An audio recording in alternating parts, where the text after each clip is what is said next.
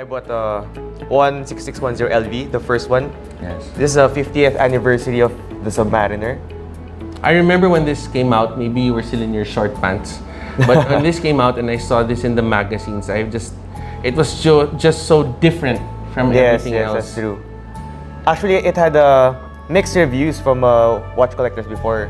Because, of course, we all know the Submariner is a very classic watch. Yes. So it's a very classic, subtle black bezel. Yes. And then when this came out, it's so different. Wow, they put a green bezel on a Rolex. Yes. So the people were surprised, like, what are you doing? What are you doing with the Submariner? But then it became one of the most collectible watches of all time. I wish they just chose a more macho name than Kermit. Yeah, actually the collectors also named it maybe Oscar the Grouch. Oh, from okay. this, so Kermit maybe is better. But then the next one is called the Hulk. Yes. So I think they made up for the macho name. Well, the first thing I like, of course, is the super case. Yes, that's true. What That's true. What else would you tell us apart from the bezel and the dial? Well, for one, the super case is a big difference from the past Submariner, right? Yes. But a lot of people also like this one. It tapers down Yes. the bracelet, and it has a smoother look for the watch. It's very, how do you say, very sexy. Okay. Well, this is more macho. And that is more macho. So Yeah. it depends on what look you're going for. Yes.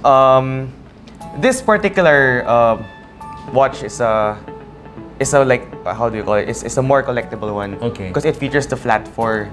Okay. So the flat 4 version came out like for maybe a year or two. Mm-hmm. I think this watch came out around 2007. Okay. And then the flat 4 were produced for the first few years, like maybe 1 or 2 years. So it was only produced like a couple hundred pieces. Okay. And then what's more collectible is a flat 4 with the 5 ticks. Okay. Like under the Swiss made, Yes. see those lines? Yes. 5 lines should be under the Swiss made. But this just only like 3 ticks. So this Oh, this okay. is the best version. Okay. But that's so hard to find. Like when you find one, it usually sells for maybe 700 pesos nowadays. Okay. This particular one is for 590 to 600 plus. Okay. As opposed to before, when you're going to buy this, it costs only like maybe 270,000. I think there was a time I bought one Submariner and I only paid 115,000. Wow. I just gave away my age. Okay, that's like 20 years. Yeah.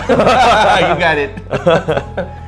Yeah, so this watch is very interesting because it only ran for about 7 years. Because Okay. 2010 they made it the Hulk. Okay. So for those 7 years, there's a lot of versions that came out. I The see. flat 4, the pointed 4, the 5 ticks, Wow. the one with the engravement.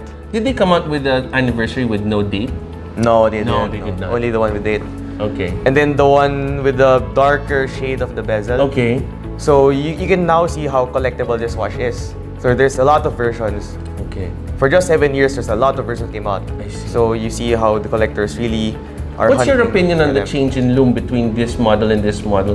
Do you care? Does it matter to you if it's the green loom or the blue loom? Well, they say that the blue loom is brighter and Okay. it glows for much longer. But I like the green one. Okay. So you're a classic. true purist. Yeah, the classic look. I like the green Okay. one. So yeah, there. So moving next watch Yeah. is the Hulk. The ceramic bezel. I think, if I'm not mistaken, this is the first Rolex to have the ceramic bezel, or the GM. No, I think I think it's the GMT, Is it the GMT? And maybe it's think the so, GMT. yeah. The L. the white gold. Yeah, the white. Yes, actually. Anyway, they made the ceramic bezel because the problem with this one before is it gets scratched easily. Yes. So you can see But Submariner's some market collectors with like that. I don't know why they do like it. Yeah. Like the one with the black sub That with turns blue. Yeah, the Yeah. turns blue. I really don't understand that. But yeah, to each their own. Yeah. So yeah, so they made the ceramic bezel, and they say just to make a ceramic bezel, it takes Rolex a day. Just to get the color right. Yeah, to get the color right. Yeah. So that itself is like a big feat.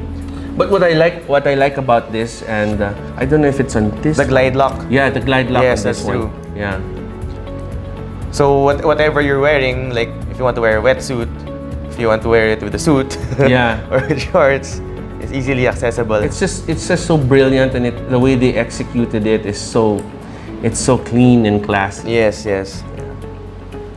Actually, the rumor for this Basil, I don't know, it's just a rumor. Yeah. That the next watch that they're gonna discontinue is the Hulk. Okay. So a lot of people nowadays are looking for that Oh, watch. I see. That's why.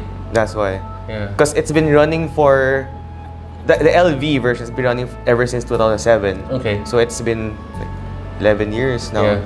Yeah, so it's a long time. So they think that they're gonna update the Submariner or discontinue it. What would you say sparked the resurgence of